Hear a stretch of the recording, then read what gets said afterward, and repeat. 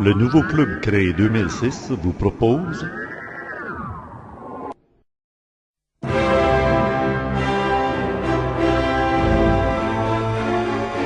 Supramental avec Bernard de Montréal.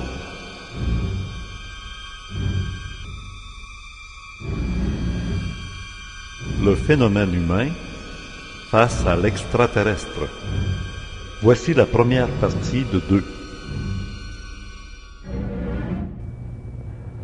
Alors, quand on parle des extraterrestres à quelqu'un qui a autre chose à développer que la soucoupe en tôle, ça signifie quoi?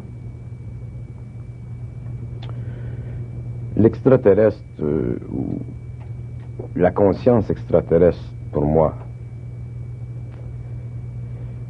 indique qu'il y a dans le cosmos matériel et aussi dans le cosmos éthérique, dans le cosmos invisible, des dimensions spatiales et des plans d'énergie qui permettent à l'intelligence, enveloppée dans une matière solide, ou une intelligence totalement fluidique, de se déplacer dans le temps ou d'entretenir dans son évolution avec les hommes qui poursuivent une évolution parallèle ou avec des hommes qui poursuivent une autre évolution comme nous sur la Terre, un échange d'informations scientifiques qui est totalement libre de ce que l'on connaît sur notre planète comme l'émotionnalité. Ce qui permet aux extraterrestres ou à ces intelligences avancées de comprendre, de savoir et de poursuivre des activités scientifiques qui dépassent les limites de notre entendement, c'est dû au fait que leur intelligence n'est pas limitée par leurs émotions. Alors, ces êtres-là sont naturellement, de par la naissance, enclins à poursuivre toutes les activités possibles et imaginables selon les lois d'énergie qui dirigent l'évolution de leur intelligence. Et les lois d'énergie, les forces qui dirigent l'évolution de leur intelligence ne sont pas extraterrestres. Dans le cosmos, il y a les extraterrestres qui évoluent sur le plan matériel, comme les hommes. Il y a les extraterrestres qui ont le pouvoir de pénétrer dans des dimensions d'énergie qui, à l'homme, à l'œil de l'homme, les rendent invisibles, parce que c'est un phénomène de lumière. Et il y a au-dessus de tous les êtres en évolution, que ce soit les terrestres ou les extraterrestres, une dimension d'énergie qui est infinie, qui est absolue, qui dirige l'évolution, non pas à l'intérieur d'un principe d'organisation dirigée, mais à l'intérieur d'un principe d'une puissance créative, que l'homme sur la Terre peut appeler la hiérarchie, que l'homme sur la Terre peut appeler les forces divines, mais qui, pour les extraterrestres, a une autre signification. Alors, les extraterrestres, le génie extraterrestre, la science extraterrestre, l'intelligence extraterrestre, le supramental extraterrestre, la puissance mentale extraterrestre, le pouvoir de commandement de l'extraterrestre sur la matière provient du fait qu'ils sont en harmonie vibratoire avec cette énergie absolue. Mais l'homme n'est pas en harmonie vibratoire avec cette énergie absolue, et c'est pourquoi l'homme ne peut pas comprendre le phénomène extraterrestre. Est-ce que cette énergie absolue, c'est ce qu'on appelle Dieu? Ce que l'homme sur la Terre appelle Dieu fait partie de cette énergie absolue. Mais le concept de Dieu de l'homme, c'est un concept humain. C'est un concept qui est fondé dans une émotivité. C'est un concept qui est fondé dans une subjectivité. Ce n'est pas une réalité qui est puisée de par le mental supérieur de l'homme. Alors, il y a une différence entre un Dieu ou une source créative qui est puisée directement par le mental supérieur d'un être en évolution et d'un Dieu ou d'une force créative qui est imposée sur le mental inférieur de l'homme pour son évolution spirituelle ou son évolution philosophique ou son évolution religieuse. Le Dieu de l'homme, c'est un Dieu qui est imposé à l'homme, soit par des extraterrestres ou soit par des forces supérieures, mais ce n'est pas un Dieu qui est compris et connu de l'homme. Tandis que pour les extraterrestres, le phénomène de Dieu n'existe pas. Le phénomène de Dieu pour les extraterrestres n'existe pas parce que l'extraterrestre ne fonctionne pas au niveau de son mental, dans une conscience subjective dominée par une relation absolue entre lui et l'énergie d'où provient l'intelligence. L'extraterrestre est en fusion organique, biologique, mentale avec l'intelligence créative qui pulse dans le cosmos à toutes les échelles de l'évolution. Et la fonction de l'extraterrestre est une fonction biologique ou éthérique évolutive, comme l'homme a une fonction biologique, mais comme l'homme n'a pas encore une fonction éthérique évolutive. L'homme comprendra les extraterrestres lorsque l'homme aura développé la fonction éthérique évolutive, c'est-à-dire que lorsque l'homme aura été capable de se séparer de son enveloppe matérielle pour engendrer en lui l'énergie nécessaire lui permettant de pénétrer dans les différentes dimensions de temps et passer à travers les différentes couches d'énergie, lui permettant ainsi de découvrir l'univers absolu, parce que l'univers est absolu. Est-ce que vous voulez dire à ce moment-là, c'est au moment où l'homme sera capable de se détacher de sa carcasse, de son corps, par le voyage astral, dirons? Non. Le voyage astral, c'est un voyage qui est très limité. C'est un déplacement dans l'espace astral qui est très limité. Et c'est un déplacement qui est sujet à énormément d'erreurs parce que l'astral, la conscience astrale de l'homme, c'est une conscience qui est liée à la mémoire de l'homme, c'est une conscience qui est entachée par la conscience animale de l'homme, c'est une conscience qui n'est pas pure. Et en plus de ça, le corps astral est limité dans son déplacement parce qu'il y a entre l'homme et ce corps astral un lien, un cordon qui le lie au corps matériel par le plexus solaire. Tandis que l'homme doit un jour se servir d'un autre corps que j'appelle, pour des raisons purement sémantiques, le corps éthérique, un corps qui n'a aucun lien avec le corps matériel, qui est lié à ce corps simplement par vibration et qui peut, sous le contrôle de l'esprit de l'homme, se séparer du corps matériel et se déplacer dans le temps, à l'infinité, où veut l'homme. Et c'est à ce moment-là que l'homme aura le pouvoir de rencontrer les extraterrestres sur le plan vibratoire de leur évolution. Si un extraterrestre part d'une galaxie et vient sur la planète Terre, l'homme rencontre l'extraterrestre sur le plan biologique matériel de son évolution. Mais si l'homme rencontre l'extraterrestre sur le plan éthérique, vibratoire de son évolution, à ce moment-là, l'extraterrestre et l'homme sont la même chose. Il n'y a plus de différence entre l'extraterrestre et l'homme, parce qu'à ce moment-là, l'homme a perdu la qualité planétaire de sa personnalité, et les deux êtres en évolution se rencontrent dans une forme énergétique qui est directement liée à l'énergie universelle de ces deux êtres-là, qui est l'âme. Le corps éthérique et l'âme, est-ce que c'est à peu près... Le corps éthérique, c'est l'enveloppe de l'âme. L'âme, c'est une énergie universelle, mais elle se situe sur le plan matériel ou sur les plans inférieurs dans une enveloppe. Et le corps éthérique, c'est cette enveloppe qui permet à l'âme de se manifester, d'être utilisée. Est-ce que le corps éthérique, c'est ce dont on parle dans la religion chrétienne étant le corps glorieux du Christ après sa résurrection? Le corps éthérique, c'est le corps glorieux. C'est ça, exactement. Et la résurrection des corps à la fin des temps, après, disons, une guerre nucléaire ou tout ça. Est-ce que, finalement, ce sera cette humanité qui sera capable de subsister grâce au corps éthérique? Oui. Quand on parle de la résurrection des corps, on parle de la résurrection ou l'érection ou la construction du corps éthérique. L'homme a besoin d'un corps éthérique. Tant que l'homme n'aura pas de corps éthérique, tant que l'homme ne pourra pas se servir de son corps éthérique, il sera totalement impuissant devant l'extraterrestre. Il sera totalement impuissant devant ses propres activités.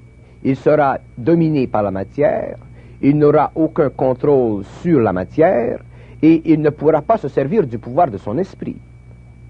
L'extraterrestre se sert du pouvoir de son esprit parce qu'il a un corps éthérique dont il est conscient, qui enveloppe l'énergie de son âme, et c'est par le biais de la manipulation de l'énergie de l'âme par son esprit qu'il a sur l'homme le pouvoir, qu'il a sur la matière le pouvoir, qu'il a la capacité de construire des engins, comme vous appelez, lui permettant de voyager dans le cosmos à des vitesses qui dépassent les limites de la science matérielle.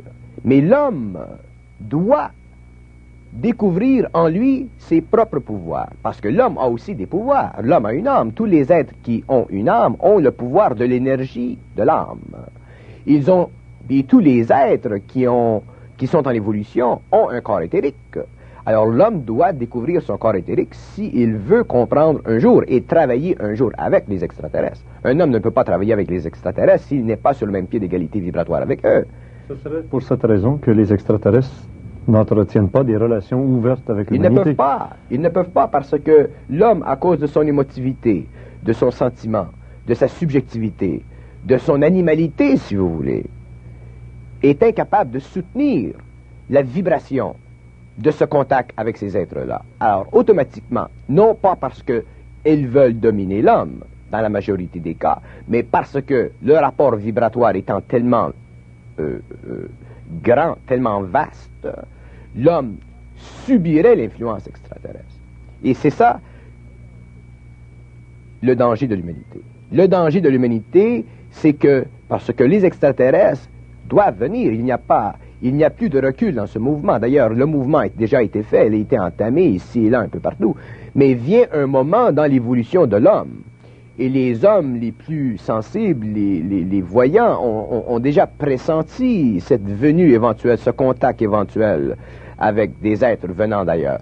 Et lorsque ce contact se fera, l'homme sera pris dans une situation irréductible, c'est-à-dire qu'il soit totalement abruti par la domination vibratoire de ses intelligences, ou qu'il soit sur un plan d'énergie vibratoire supramentale, lui permettant de communiquer avec ses intelligences, de connaître leur psychologie, de connaître le pourquoi de leur incursion sur la planète, de comprendre la raison pourquoi ils viennent, de comprendre les liens qui sont établis entre eux, entre l'homme et eux, de comprendre leurs droits, de comprendre leur absence de droits, de comprendre, de savoir si ces êtres-là ont le droit d'aimer en tant que civilisation ou s'ils n'ont pas le droit d'aimer, de comprendre s'ils doivent aider l'homme dans tel domaine ou non.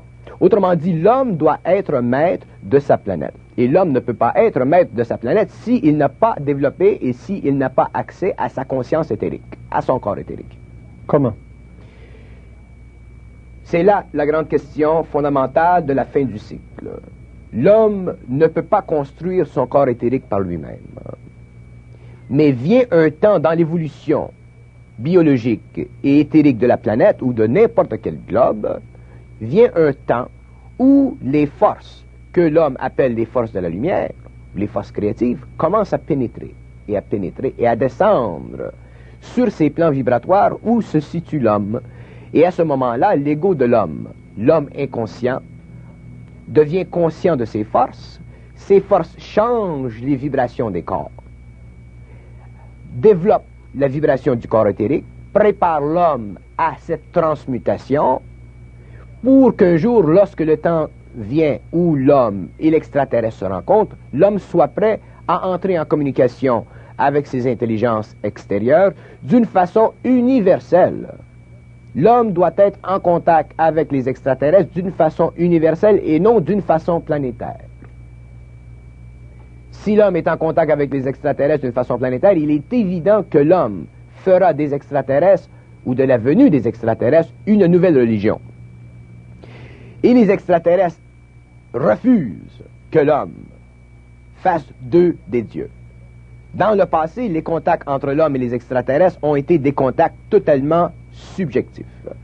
Ont été des contacts qui ont aidé à l'évolution de l'homme, à la mystification du phénomène extraterrestre, à la mystification des puissances cosmiques. Et il y a eu des religions qui qui ont grandi, qui ont pris racine dans cette expérience personnelle. Mais au XXe siècle, maintenant que l'homme a développé un corps mental suffisamment et qu'il a l'intelligence suffisante pour comprendre des choses, il doit maintenant ajouter à son corps mental un autre corps, un autre principe que j'appelle ou que d'autres appellent le supramental, qui est une conscience supérieure, qui est une conscience non rationnelle, qui est une conscience suprarationnelle, qui est une conscience qui n'a pas de limite, qui est une conscience universelle, qui est une conscience qui permet à l'homme de communiquer ce qu'il sait. Et ce que l'homme sait, c'est ce que l'homme est. Et ce que l'homme est provient du contact entre l'énergie originale, l'énergie créative, par le biais du contact entre l'âme et l'ego. Et ce contact entre l'âme et l'ego doit un jour, dans les années qui viennent, être établi. Et lorsque ceci sera fait, l'homme sera en position majeure. Je ne dis pas tous les hommes de la Terre, mais il y aura des hommes sur la Terre qui auront la capacité d'entrer en contact avec des extraterrestres, de travailler avec eux scientifiquement pour le bénéfice de l'évolution de la Terre et aussi pour le bénéfice de l'évolution du cosmos, et aussi pour établir une nouvelle réorganisation des relations politiques qui existent entre les globes, entre les planètes, entre les civilisations.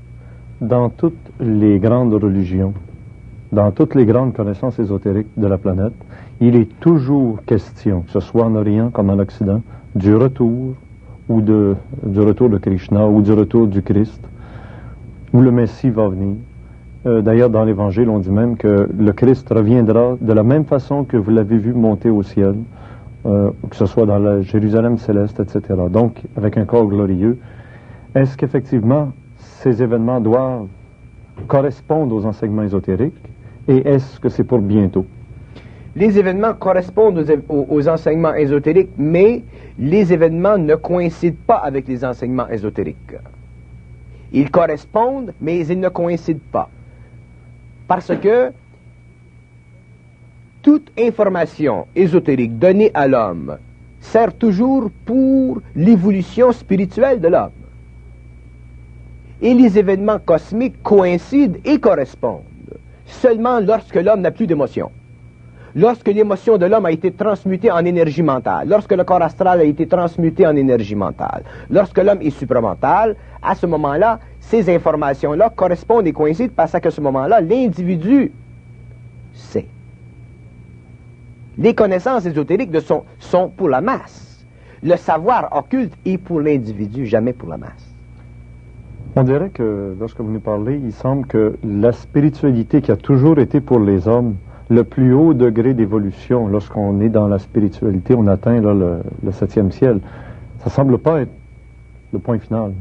Non. Parce qu'il y a moyen la d'aller spiritualité a été l'idéal évolutif, émotif et mental de l'homme pendant la période où l'homme devait spiritualiser son corps, où l'homme devait atteindre un certain niveau de civilisation. Il y a un lien direct entre la spiritualité et la civilisation. Lorsque la civilisation devient nécessaire, la spiritualité augmente pour empêcher que la civilisation se détruise, parce que l'homme a en lui des forces négatives et positives qui souvent se combattent et éventuellement amènent à la destruction de la civilisation. Alors la spiritualité, qui est une forme de psychologie cosmique imposée sur l'homme pour le contrôle temporaire de son évolution astrale, et aussi pour l'ajustement psychologique de son mental inférieur, afin que plus tard, il puisse suffisamment dépasser ces formes d'information dirigeantes, ces guides, pour entrer lui-même dans sa propre psychologie, pour entrer lui-même dans sa propre infinité, pour entrer lui-même dans l'intelligence réelle de l'organisation mondiale ou intermondiale des plans. L'homme ne peut pas toujours se laisser imposer des autres plans, des directives d'évolution. À un certain moment, l'homme doit prendre en main sa propre évolution et en connaître tous les aspects, en connaître les limites et en réaliser les conséquences sur une échelle de 2, 3 ou 4 000 ans. Mais l'homme ne peut pas faire ça tant qu'il pense. Alors, l'homme doit à un certain moment entrer dans la conscience du supramental, cesser de penser et entrer dans la vibration de cette énergie originale qui lui sert de source de connaissances, qui peut être codifié au niveau du mental, qui peut être codifié au niveau des mots, au niveau de la sémantique, mais qui demeure quand même un universel, un absolu, et qui sert à l'évolution, et qui permet à l'homme de comprendre tous les aspects de son évolution et tous les aspects de l'évolution des autres êtres qui sont en évolution. L'homme doit un jour en arriver à se comprendre totalement lui-même au niveau de sa planète, au niveau de ses races, et aussi comprendre l'évolution et les motifs d'évolution et les lois d'évolution des autres planètes. L'homme doit tout savoir. Oui, mais là, il y a un problème. Il y a quasiment une antithèse dans vos paroles parce que, à part des gens qui vous suivent dans les conférences, vous venez de dire l'homme doit cesser de penser. Mais s'il entre en relation avec son environnement, c'est grâce à son cerveau, grâce à la pensée rationnelle. Oui, mais la pensée rationnelle, la pensée humaine, la pensée subjective, l'activité du corps mental inférieur, c'est une activité qui a servi jusqu'ici. Mais dans l'avenir, l'homme ne pensera plus. Mais comment entrera-t-il en relation efficace avec l'environnement? Voilà toute une question à laquelle Bernard de Montréal répondra dans la deuxième partie de cet entretien, extrait de nos archives enregistré en mars 1981. Et c'est toujours d'actualité, n'est-ce pas? Il y a un lien direct entre la spiritualité et la civilisation. Lorsque la civilisation devient nécessaire, la spiritualité augmente pour empêcher que la civilisation se détruise, parce que l'homme a en lui des forces négatives et positives qui souvent se combattent et éventuellement amènent à la destruction de la civilisation. Alors la spiritualité, qui est une forme de psychologie cosmique imposée sur l'homme pour le contrôle temporaire de son évolution astrale, et aussi pour l'ajustement psychologique de son mental inférieur, afin que plus tard, il puisse suffisamment dépasser ces formes d'information dirigeantes, ces guides, pour entrer lui-même dans sa propre psychologie, pour entrer lui-même dans sa propre infinité, pour entrer lui-même dans l'intelligence réelle de l'organisation mondiale ou intermondiale des plans. L'homme ne peut pas toujours se laisser imposer des autres plans, des directives d'évolution. À un certain moment, l'homme doit prendre en main sa propre évolution et en connaître tous les aspects, en connaître les limites et en réaliser les conséquences sur une échelle de 2, 3 ou 4 000 ans. Mais l'homme ne peut pas faire ça tant qu'il pense. Alors, l'homme doit à un certain moment entrer dans la conscience du supramental, cesser de penser et entrer dans la vibration de cette énergie originale qui lui sert de source de connaissances, qui peut être codifié au niveau du mental, qui peut être codifié au niveau des mots, au niveau de la sémantique, mais qui demeure quand même un universel, un absolu, et qui sert à l'évolution, et qui permet à l'homme de comprendre tous les aspects de son évolution et tous les aspects de l'évolution des autres êtres qui sont en évolution. L'homme doit un jour en arriver à se comprendre totalement lui-même au niveau de sa planète, au niveau de ses races, et aussi comprendre l'évolution et les motifs d'évolution et les lois d'évolution des autres planètes. L'homme doit tout savoir. Oui, mais là, il y a un problème. Il y a quasiment une antithèse dans vos paroles parce que, à part des gens qui vous suivent dans les conférences, vous venez de dire l'homme doit cesser de penser. Mais s'il entre en relation avec son environnement, c'est grâce à son cerveau, grâce à la pensée rationnelle. Oui, mais la pensée rationnelle, la pensée humaine, la pensée subjective, l'activité du corps mental inférieur, c'est une activité qui a servi jusqu'ici. Mais dans l'avenir, l'homme ne pensera plus. Mais comment entrera-t-il en relation efficace avec l'environnement? Il entrera en relation efficace avec l'environnement parce qu'il comprendra instantanément les lois de l'environnement. L'homme n'aura plus de recherche à faire pour comprendre l'environnement. C'est beaucoup trop long, ça. L'homme doit comprendre instantanément ce qui se passe autour de lui. Et l'homme doit complètement se transformer. C'est une transformation, c'est une transmutation, et c'est ce qui est déjà commencé sur la planète Terre. L'homme doit se transmuter, mais ce n'est pas par l'homme que se fait la transmutation. La transmutation part d'en haut et elle descend vers l'homme, et lorsque les champs d'énergie sont suffisamment puissants, les corps de l'homme, le corps mental, le corps astral, le corps éthérique, le corps physique de l'homme, se transmutent lentement, mais le corps mental est le premier à changer. Mais comment se manifeste déjà là, cette transformation? Vous dites c'est déjà commencé, ça vient d'en haut. Comment ça se manifeste? Elle se manifeste de différentes façons chez différents individus, mais le principe universel de cette transmutation se reflète dans le fait que les hommes qui sont affectés par ces énergies commencent petit à petit à perdre la mémoire et commencent petit à petit à perdre la faculté de penser. C'est un des symptômes. On appelle ça, nous, la décadence de la civilisation. On appelle ça la décadence de la civilisation parce qu'on associe à la civilisation ou au bien-être de la civilisation les instruments qui lui ont bien servi. Mais sur le plan de l'autre civilisation qui vient, sur le plan de la civilisation éthérique, sur le plan du contact entre la matière et l'invisible, l'homme n'a plus besoin des mêmes instruments. Il est évident que lorsque vous changez les conditions d'un problème, le problème n'est plus le même. Et pourtant, la nature humaine demeure la même. La nature humaine change constamment puisque les corps changent. Oui, mais les lois physiques ne changent pas. Les lois physiques sont toujours sujets à l'entendement de l'esprit de l'homme. Vous changez l'esprit de l'homme, vous changez la vibration des corps de l'homme, automatiquement les lois physiques auxquelles l'homme a été assujetti pendant X temps changent. La preuve, c'est qu'un homme qui se sert de son esprit d'une façon volontaire peut facilement neutraliser les lois de la gravité. Alors, si un homme peut, par son mental... des phénomènes un peu comme ceux de Uri Geller je ne parle pas nécessairement de Uri Geller. Uri Geller fait probablement un travail dans cette direction, au niveau de son expérience. Mais je dis que vous changez les conditions de la vibration du corps mental de l'homme, vous changez les conditions des relations psychologiques entre l'homme et la matière, et vous changez automatiquement, si vous le voulez, le pouvoir de la matière sur l'homme. Vous changez automatiquement les lois de la matière, qui sont stables.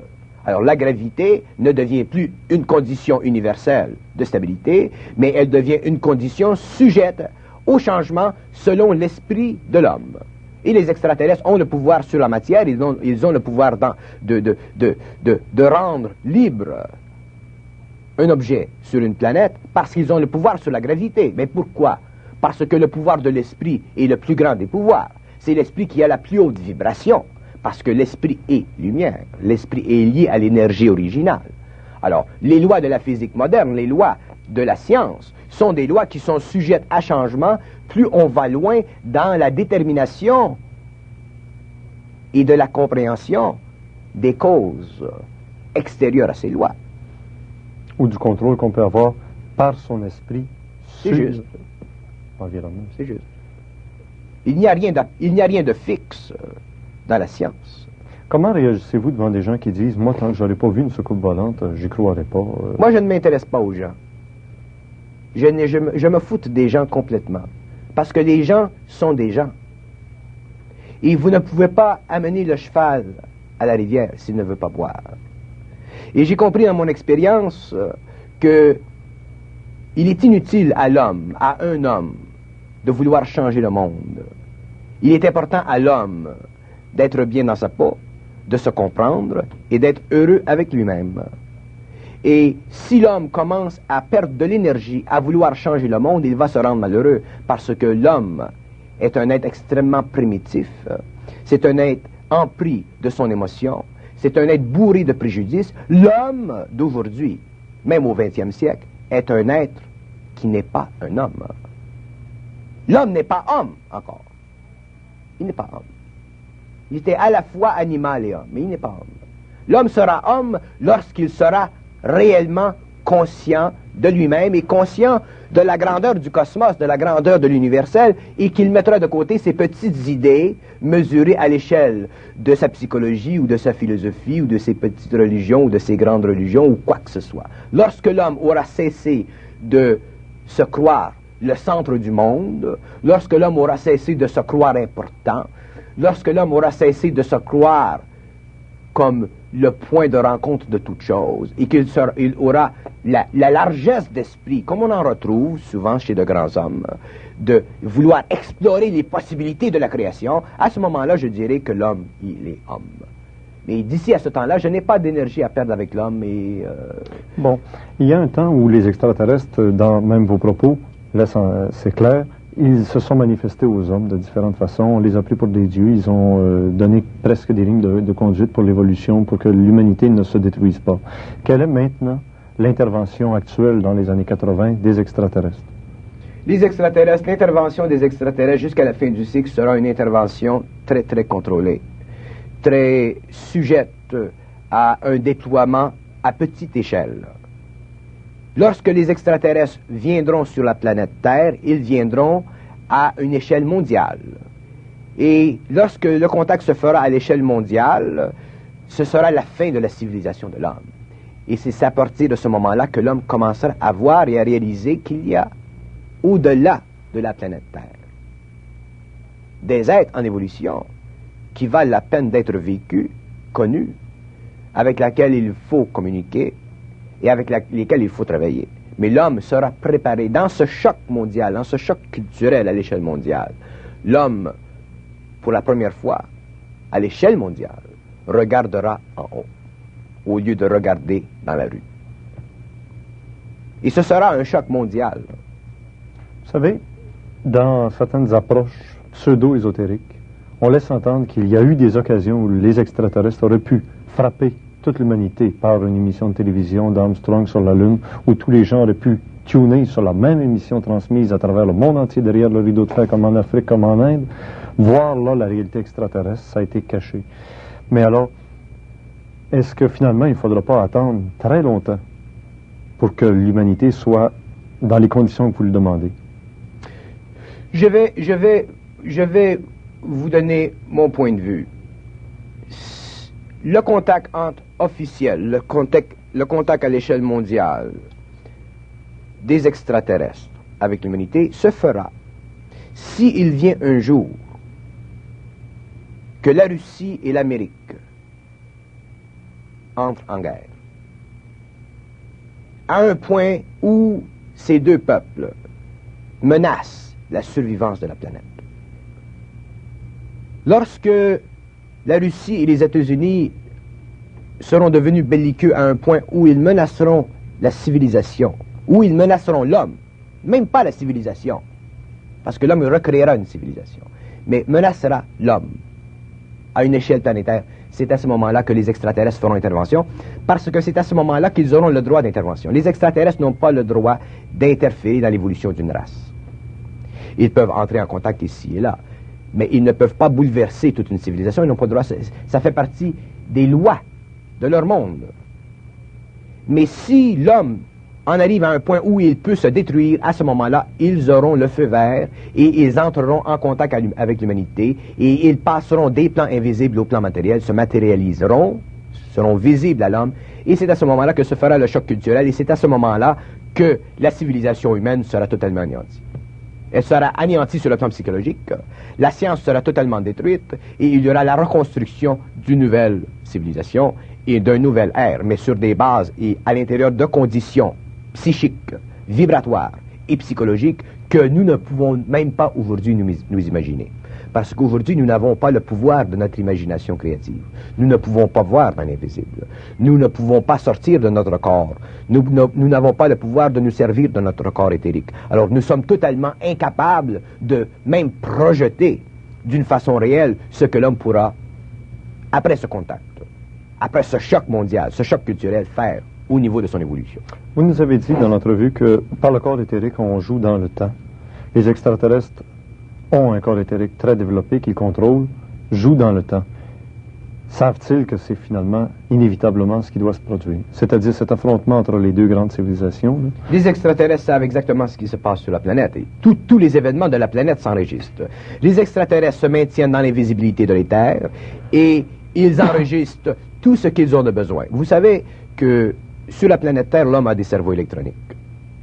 Les extraterrestres ont aussi des cerveaux, mais ce ne sont pas des cerveaux électroniques. Ils ne fonctionnent pas, leur science ne fonctionne pas sur le même principe. La science extraterrestre, elle est fondée sur le principe de l'organisation intelligente de la lumière, sur le plan de l'éthérique. Alors, si un extraterrestre ou une civilisation quelconque veut savoir ce qui se passe aux États-Unis dans le domaine de l'armement, si elle veut savoir ce qui se passe en Russie dans le domaine de l'armement, il se situe dans l'éthérique. Et tous les événements qui se passent dans la matière sont enregistrés par le biais de l'éthérique et entrent dans leur cerveau. L'éther est la mémoire. L'éther est un plan d'énergie qui absorbe tous les événements matériels. Et c'est à partir de l'éther que prennent cette information et que cette information est canalisée dans leur cerveau. Les extraterrestres n'ont pas de machine IBM. Parce que la machine IBM, sur le plan de la science cosmique, c'est une machine qui est très intéressante sur le plan de l'homme. Mais sur le plan cosmique, cette machine-là est trop limitée parce qu'elle doit être programmée. Et un cerveau électronique ne doit pas être programmé. Il doit se programmer seul. Mais pour qu'il se programme seul, il faut que l'information lui vienne d'une façon totalement intouchée par l'émotion de l'homme. Et ceci est fait par l'enregistrement constant de l'événement matériel dans la conscience éthérique. Par le biais de la lumière. Par le biais de la lumière. Maintenant, on sait qu'en 1952, il y a eu ce qu'on a appelé, nous, le carrousel de Washington. En juillet 52, à l'époque d'Eisenhower, président des États-Unis, ils ont vu là, pendant plusieurs nuits de suite, des dizaines et des dizaines de soucoupes volantes. Et ça, c'est vérifiable, et c'est à la portée de tous, d'ailleurs. Donc, des autorités politiques, économiques, militaires savent que ça existe. Y a-t-il une complicité du silence et y a-t-il une complicité de la connaissance souterraine, underground, avec l'évolution, les événements? Je pense à Camp David pour éviter qu'Israël entreprenne une guerre avec l'Égypte, où ça aurait été finalement, derrière ça, la Russie et les États-Unis. Que Pologne, actuellement, où la tension est rendue à un point culminant, fasse qu'encore une fois, underground, par en dessous, les autorités humaines soient conseillées très directement pour éviter des faux pas. Et alors, je vais jusqu'à l'extrême de ce raisonnement. Se pourrait-il que ces autorités-là se fassent guider suffisamment pour éviter les faux pas ou même provoquer certains faux pas, comme à l'époque avec Adolf Hitler qui a eu un grand faux pas qui a amené l'humanité sur le bord d'un abîme. Jusqu'où, justement, là? Vous voyez très bien l'ampleur de la question. Et les gens disent, s'ils sont si intelligents, ils sont capables de nous hypnotiser collectivement, ils sont capables de nous faire faire ce qu'ils veulent bien. Mais tous les extraterrestres, c'est peut-être pour ça qu'on n'en parle pas. C'est peut-être pour ça qu'on est peut-être les seuls ici sur le Canal 9 à en parler aussi profondément que ça de ce sujet. Ça va très loin. Le concept de la complicité du silence ou de la complicité du silence, c'est un concept purement humain. Moi, je crois, d'ailleurs, je connais des gens qui sont dans les systèmes, si vous voulez. Et le problème avec l'homme, ce n'est pas qu'il essaie de cacher la vérité, c'est que l'homme n'est pas capable de la sortir. Vous comprenez la nuance? Ce n'est pas qu'il cache la vérité, ce n'est pas que... D'ailleurs, vous prenez le président qui a précédé Reagan. Il a admis en public qu'il a vu un ovni en 62, ça a été enregistré à Georgia et tout ça. Il a même demandé à la NASA de sortir l'information, tout ça. Et la NASA lui a répondu qu'on n'avait pas de méthodologie scientifique pour étudier le phénomène. Mais le problème de la Terre n'est pas un problème de cache-cache. Ce n'est pas, au niveau des affaires de l'homme, oui. Que le gouvernement cache des choses sur le plan de l'expérience humaine, oui. Mais il n'y a personne d'assez puissant dans le gouvernement qui puisse, par lui seul, commander que se fasse le jour sur ces choses, parce que, psychologiquement, ce personnage perdrait sa crédibilité. Alors, ce n'est pas le président d'un peuple ou le premier ministre d'un peuple ou l'attaché militaire d'une nation qui est responsable, ipso facto, de cette complicité du silence. Ce sont les hommes. C'est l'humanité entière qui est complice du silence. Et la preuve, c'est que vous allez dans la rue et que vous parlez des extraterrestres aux gens, on vous rit à la face. Alors, vous vous imaginez que le politicien est très conscient de ça, surtout ces gens-là. Alors, ce sont les hommes qui sont complices du silence. Qu'on cesse de rendre les politiciens ou les organismes internationaux responsables de la complicité du silence vis-à-vis des ovnis et qu'on commence à éduquer les masses. Et comme vous faites. Et lorsque les masses seront éduquées, à ce moment-là, automatiquement, les gouvernements suivront. Ce ne sera jamais l'opposé. Et s'il doit venir un jour où l'homme ou la masse entre en contact avec des ovnis, que ce soit à une échelle mondiale, que les masses gardent le silence ou que les gouvernements gardent le silence, ça ne changera rien parce que ce sera une explosion totale dans le monde. Alors d'ici à ce temps-là, que le peuple soit éduqué, qu'on éduque le peuple, que les gens qui sont dans la télévision ou à la radio éduquent d'une façon intelligente les masses, et à ce moment-là, les gouvernements, parce que les gouvernements fonctionnent toujours par un rapport barométrique avec les masses. Alors si les masses vont dans une direction, les gouvernements sont les premiers à aller dans cette direction. Mais si les masses ont les œillères, c'est effectivement naturel que les gouvernements se refusent, surtout ceux qui sont seuls, ou deux ou trois, dans des organismes, de dévoiler sur le plan public des informations qui retarderaient l'évolution soit de leur politique ou de leur programme politique. Justement, il y a des gens qui suivent l'émission de Richard Glenn, l'ésotérisme expérimental que vous voyez présentement, depuis 5 ans. Ils se disent, comment se fait-il que À cette émission-là, on donne des informations qu'on retrouve nulle part ailleurs. Première question, pourquoi nous autres ici sur le câble, depuis 5 ans qu'on produit des émissions, on arrive à développer la chose d'une façon qui ne se fait nulle part ailleurs? Alors pourquoi, ici au Québec, va-t-on si loin dans l'information? Parce que je peux vous dire qu'il y a des gens qui suivent l'émission depuis 5 ans et ils me disent, pourquoi on n'envoie pas de soucoupe volante? On est prêt, on en a entendu parler, tu nous en as montré des photographies, etc., etc. On est prêt. Vous savez qu'une nation, c'est comme un homme. Une nation a une personnalité. Il y a des hommes qui sont amenables à certaines découvertes, qui sont amenables à pointer certaines vérités. Il y a des hommes qui sont fermés à ça. Alors, dans la province de Québec, c'est une province qui procède à la fois du génie technique des Américains et de la philosophie de l'Europe. C'est un peuple qui est très bien situé entre le géant et la vieille dame, et qui n'est pas influencé, et qui ne cherche pas à être influencé, et qui repousse même l'influence rigide, fermée de l'anglo-saxon. Un peu comme autrefois, la Palestine était à mi-chemin entre le géant de Rome et l'ancien peuple de l'Égypte. Voilà. Et le Québec, de par ses prédispositions, de par ses dispositions, de par son caractère national, de par son isolation, de par sa fierté personnelle, de par sa façon de penser, permet que se fasse ce que vous faites. Et l'énergie hydroélectrique qui est au-dessus de la moyenne. C'est juste. Alors, c'est une condition qui est là, et cette condition, elle est exploitée, et le génie de cette nation, qui devient de plus en plus reconnue, si vous voulez, doit se faire savoir, doit se faire valoir, parce que le Québec, c'est un petit gars de 18 ans. C'est un petit gars qui commence à aller à l'université.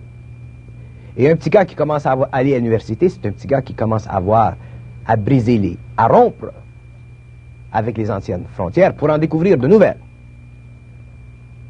Alors, quand un peuple est isolé comme le Québec au niveau de la langue, quand un peuple est isolé comme le Québec au niveau de la puissance économique, quand il est isolé comme le Québec au niveau de la politique, il est obligé de se former des armes.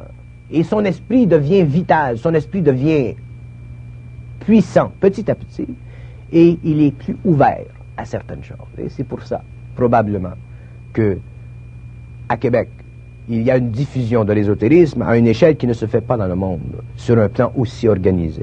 Il faut dire que ici au Québec, avec les moyens de communication, même comme le câble, où l'émission est revue 3 fois à tous les jours pendant 24 heures, et c'est une des raisons pour lesquelles on préfère rester ici que d'aller à Radio-Canada, où l'émission durerait peut-être une demi-heure, une fois par semaine, elle est répétée régulièrement.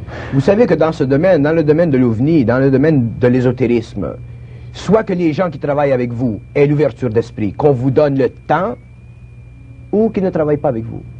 Parce que dans le domaine de la pensée créative, dans ce domaine, on ne peut plus se laisser imposer des cadres rigides qui plaisent à tel ou à tel organisme, pour des raisons de structuration psychologique du savoir qui doit pénétrer dans la masse. Soit que ça rentre dans la masse sans condition, ou qu'on aille dans une autre direction. Et c'est essentiel, parce que les temps viennent où les masses veulent savoir, et ils ont droit de savoir. Et vous ne pouvez pas parler de ces choses à l'intérieur de 10 minutes, ou de 15 minutes, ou d'une demi-heure. Il faut qu'il y ait du temps. Mais alors, la question, Bernard, c'est pourquoi ça vous est arrivé à vous? Pourquoi vous, et ici au Québec, encore une fois? Pourquoi moi? Il nous reste 1 minute seulement, oui. 1 minute, c'est Est-ce qu'il y en a d'autres comme vous dans le monde? J'espère. Parce que plus il y aura de gens qui comprendront, plus il y aura de gens qui seront dans le supramental, plus il y aura de gens qui pourront communiquer à l'homme ce qui doit être communiqué. Il faut que l'homme ait accès à de l'information qui soit libre du rationalisme, qui soit libre de cette limite humaine qui est la raison. Et ce n'est que par le supramental qu'on a accès à cette dimension de la pensée créative, de l'esprit, qui nous permet de comprendre des choses au-delà des sens.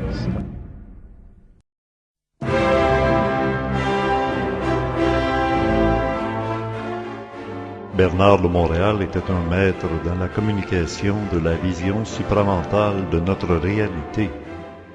La première partie de cet entretien est disponible dans la salle 605. Beaucoup d'autres extraits de conférences et d'entretiens avec Bernard de Montréal s'ajouteront ici sur notre site d'ésotérisme expérimental et plus précisément à l'intérieur du club créé.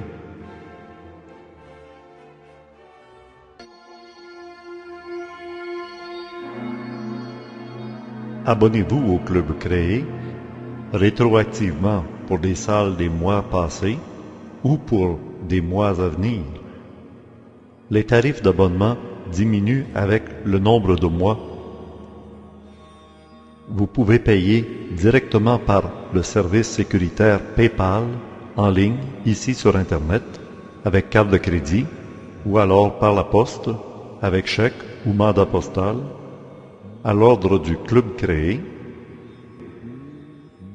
case postale 52, Belleuil, J3G 4S8. Et vous savez,